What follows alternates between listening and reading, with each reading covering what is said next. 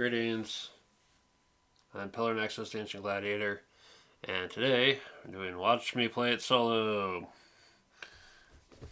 Today with Horizon Zero Dawn, the board game. Once again, another board game adaptation of a video game I have never played. Although I do like the aesthetic and, the world of it. So, I have done the Pillar Loves tabletop games for this one already. So let's just get right into it. So for the first choice of places to visit, I went with this one. Primarily for the machine courses. So I can get extra salvage for future equipment runs. I'm going to have to kill at least two of the three. But if I get all three, there's a bonus. Okay. For the actual character I'm running, I have the Carja Warrior. Starts with Chill Water and Nimble. So that if they do an evade roll with only one orange die, they can roll an extra one and choose one. And our starting armor is the light silks. And she also starts with a halberd and a sling. Now, I don't really get this game out to run with it all that often, so if I'm double checking the rules for shit, I'm sorry. Right. So the actual start of the encounter and everything. 5 cards. It's our maximum hand size. I'm going to draw back up. And it's important to know that the deck is the life.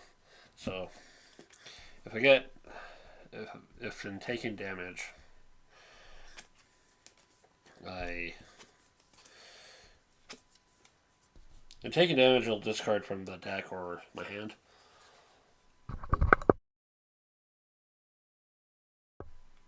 And if I have nothing to discard, then I get knocked out.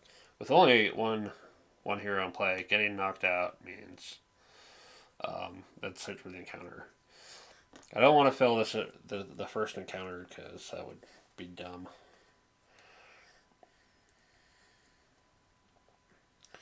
Okay. So let's try to alert my foes as little as necessary. So for the first turn of the game, what I'm going to do is salvage the machine corpse.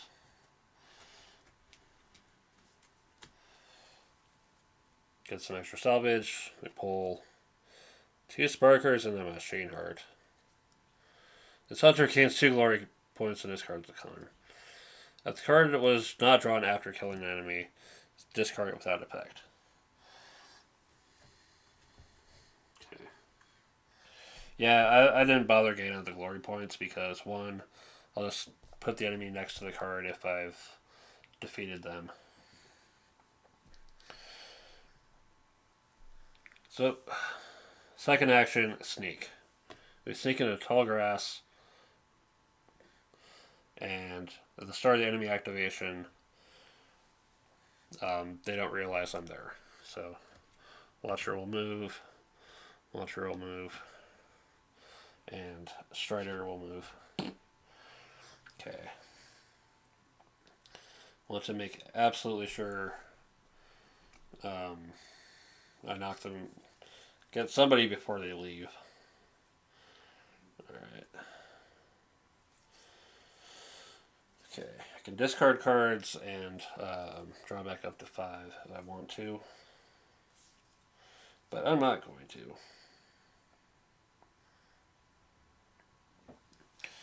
So my first action is going to be to distract. Distract, pick a target enemy and a target square within 2 spaces of your hunter and move them.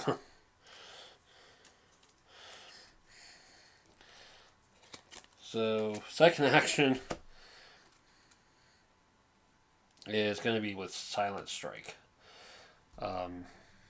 So I'll be using my halberd. That's already these. And then Silent Strike's going to add another blue. This can only be used if I'm starting the attack from a tall grass space. So melee can charge in. They are not alert yet. So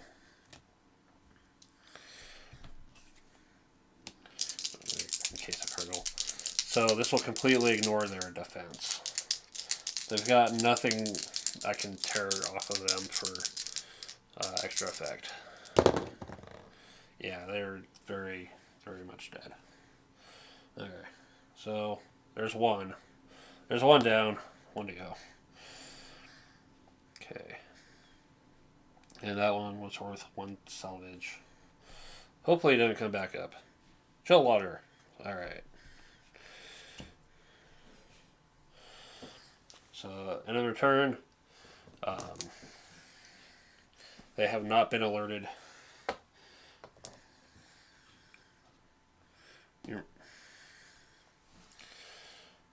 Wait, was there anything I was going to play in response?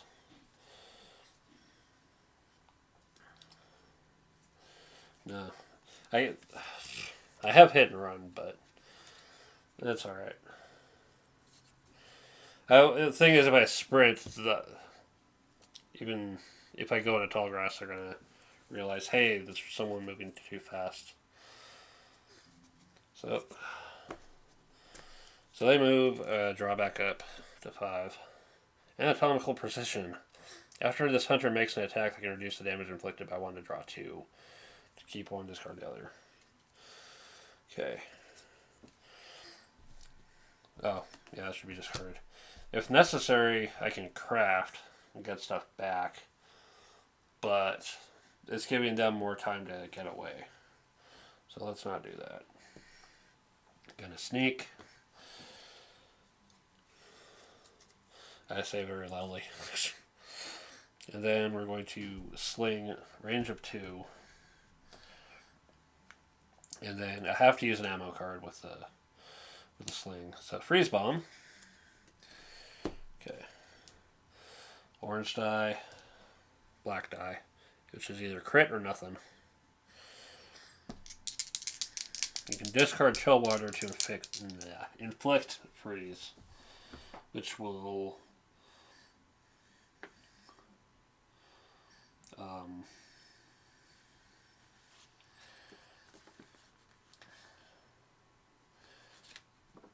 let me ignore armor, I think. Let me make absolutely sure. Yeah, it says,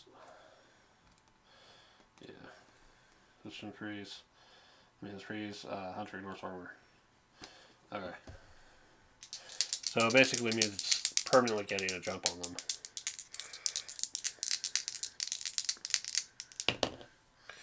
Okay. So there's 2 damage. It's alert, but it's frozen. And it's in a world of pain right now. Okay. It is halfway dead, at least. And then freeze bomb's discarded. Okay. So, alert enemies. I believe we take their appropriate card and go. Is there a non-alert enemy within 2 squares? No. 1, 2. Move 1 towards the closest hunter. And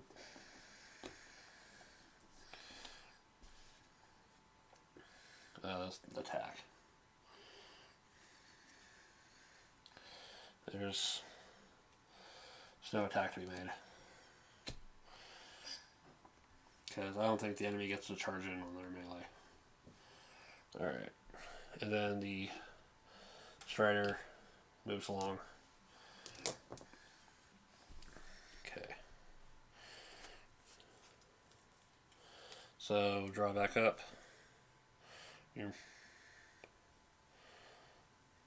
So another freeze bomb. Okay. I'm going to save anatomical precision for the Strider, I think. Okay. I'm going to just melee. It's already alert. There's nothing I can do about it.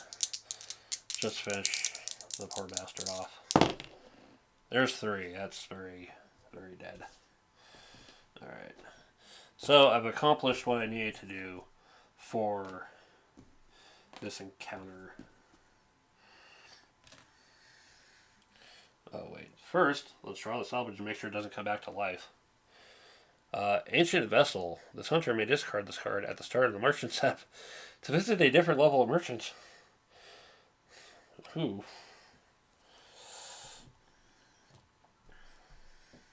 Might be in over my head if I do that, though. But anyway. So I made my attack. That's one action. We're going to sneak back into the grass for now. I've got time. I want to get over there. Alright. So. Oh. Actually, hold on. Hit and run. After resolving an attack, this hunter may perform a free sprint action. 1, 2, and then we sneak. Alright. Okay. The Strider is still on alert. Thankfully. Somehow.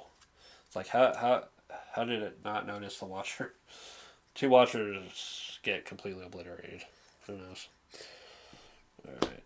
So, on my turn, we'll draw back up to 5. Another freeze bomb. Going to sprint, take an action, draw the salvage because getting more cool stuff later. Okay, so more chill water, machine core, and ancient statue.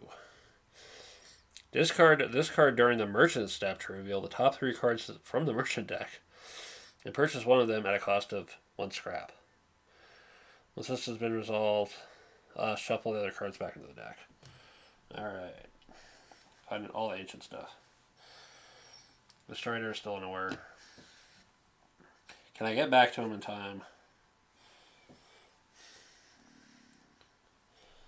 Yeah, maybe. Alright. Don't need to drop. I could discard if I want to, but I'm fine. I'm gonna go 1, 2 for the sprint. And then we'll just go ahead and do the sling and the freeze bomb. I believe, can you inflict multiple status effects on an enemy? I hope so, because this would be hilarious. Conditions. Alright. And freeze.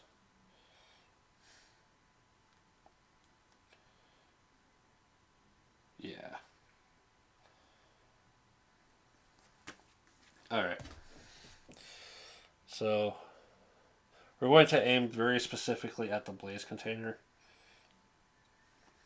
So I need to do 2 damage to pull this off. If not 2, at least 1 to reduce it. Okay. What I'm going to do is use. You can use the crit for one effect or the other, I believe. Let's see. It's the.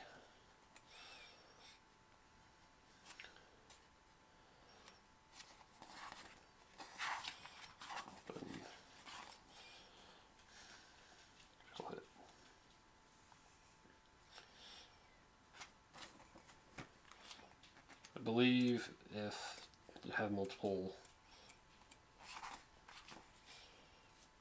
effects, either the weapon or the ammunition cartridge rolled. Okay. Alright. So we'll do the extra damage. So there's 2. It's not aware of me, so ignores the defense. So the 2 damage is enough to completely destroy the blaze container, which will set it on fire, and destroying the component will inflict 2 damage to it. It is now aware of me. Yeah, that's fine. Although, I have the option, and I'm going to chill water to make it frozen in the process. Alright. So that's spent. That's spent too. Alright, the Strider is now aware of me. Let's see what it does. Another enemy within 2 squares. No. So either moves 1 towards closest enemy, which it can't do, or moves 2 towards closest hunter, and swings for 4. Rawr. We know it's on the Strider. Okay. So, rolling defense. I have 2 orange dice, and I'll get to keep one of them. Do I have any extra stuff? No. Alright. Preventing 3 of the damage. I will ditch a blazing strike from my hand. Alright. Then at the end of its action, it's taking a point of damage.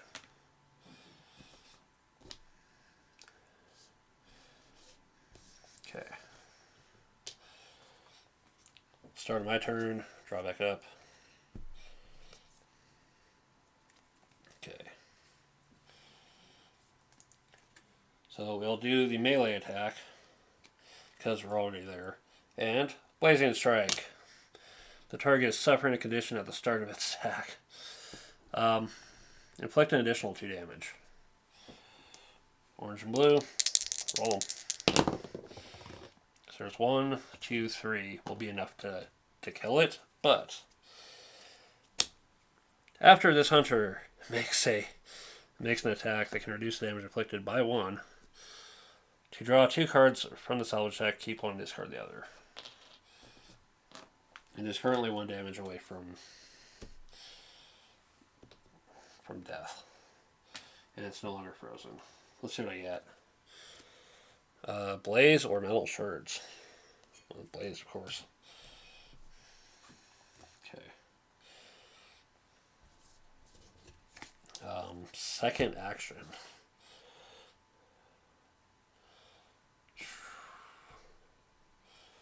Well, we know how it's going to react. At least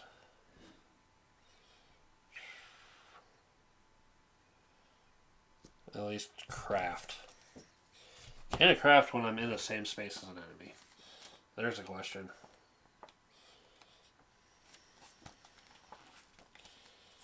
Let's see.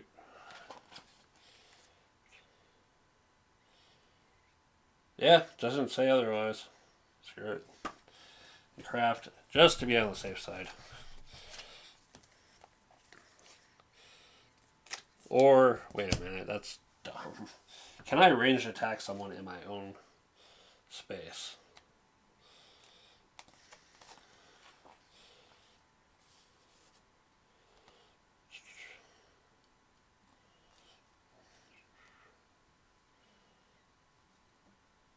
see, and line of sight and range.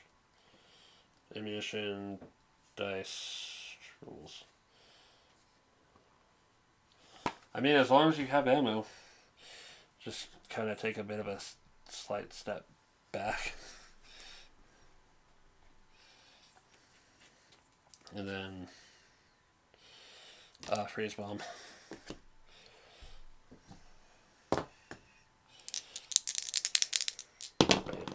Okay. And that gets... Hold up. That gets one card of salvage. Let's see if it comes back from the dead. No. Metal shards. And then we've completely wiped out all the enemies. That's an additional 2 salvage.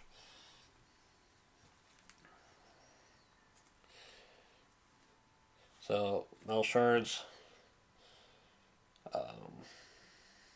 Trophy shot does not apply. Okay, so we've completed a level 1 encounter. We get to go to the level 1 upgrade stuff and decide, do I want to be elusive after resolving an invader roll and perform sprint action instead of dodging? Oh, wait. Apparently,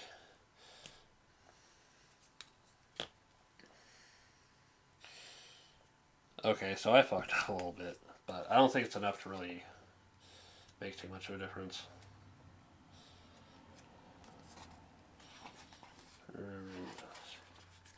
Being attacked.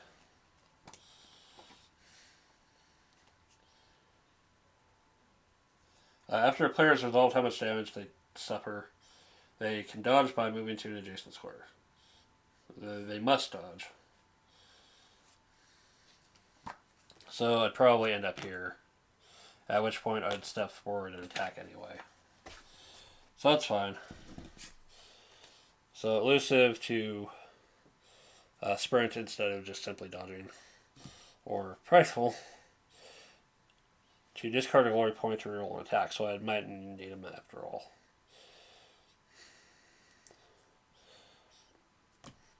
But I'd probably go with elusive just to have the extra cards in my deck. If I went with prideful, what would happen is I'd be taking 2 stamina cards to increase my deck size. And then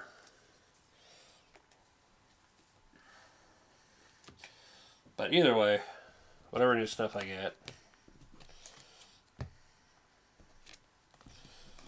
after this encounter, we'll finally get to go shopping for fun stuff. You know, new weapons, more ammo, coil and weave to improve weapons and armor, potions, all sorts of fun stuff. And then go on to the next encounter until we'll go for the Hunter's Call and either win or lose at that point. So yeah, it's just one encounter. If I did the whole run through, that's gonna take about 2 hours. The last video I did for Runebound took almost an hour, and the video was ginormous. So I'm going to call it here and say thank you very much for watching. I believe next Watch Me Play It Solo, I want to do Fallout. I'll do it with the atomic bomb stuff, and I think for that one, I'm going to control 2 characters just to keep things reasonable enough I can manage. Alternatively, with this game, you can play it as a co-op game, and I could probably do that by controlling like 2 characters. But sometimes managing multiple characters is difficult. The the most insane thing I've ever done solo in terms of controlling many characters or factions was a game called Level 7 Invasion. Managing 5 different factions fighting off an alien invasion. 8 hours. 8 hours to hit victory on that one. I'm half tempted to look for that game again anyway, but I don't know. Alright. Again, thank you for watching. We'll see you next time.